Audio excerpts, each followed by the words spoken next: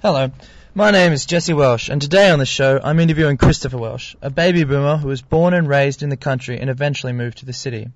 As such, I hope to provide some insights into the everlasting city versus country debate, and how growing up in the country was different to those that grew up in the city.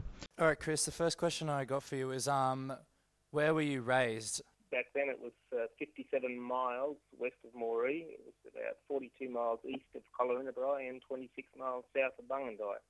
They were my three closest towns. So it was pretty much out in the country and not very near to anywhere else. What was it like growing out there? You were born in 1954. What was it like growing up in that time and out in the country like that?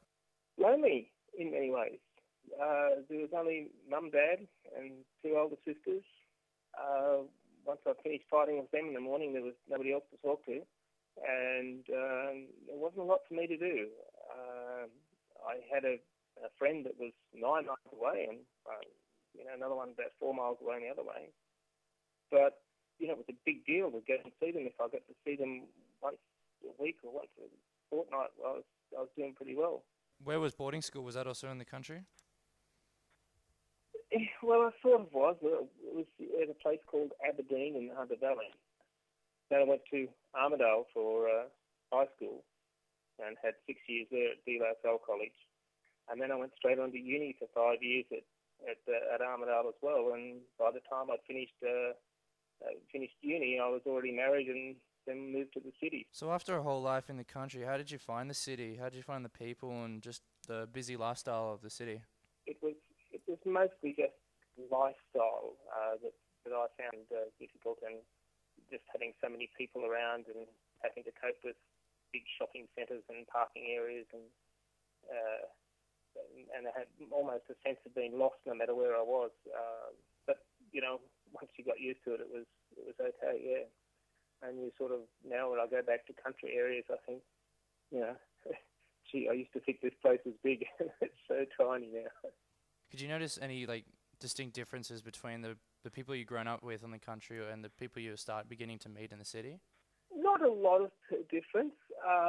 Look, the people who grew up in the city perhaps were, knobbier is a bit of a rough word, I suppose, but they thought that they knew more than the people who grew up in the country, and they were probably right. The 70s for the baby boomers was a real time of sort of setting trends and breaking away from the traditional culture and, creating something of yourself that wasn't considered, the norm of society. Did you as a country person start dressing differently and putting your hair differently? Look, I remember at boarding school, I'd have loved to have grown my hair long just because, just to be different like everybody else was different, but we weren't allowed to, so that put a stop to that. We tried in our pathetic little ways of trying to buy the right kind of T-shirts and Levi jeans was the thing those days. You had to have a pair of Levi's. And so we tried to follow the fashions a little bit, but not nearly as outrageous and outlandishly as some of the city people. Well, it truly was fascinating hearing about your life as a country bloke moving to the city, and has really made it apparent to me how very different the lives of country and city people are. Thanks for your time, Chris, and goodbye to you all.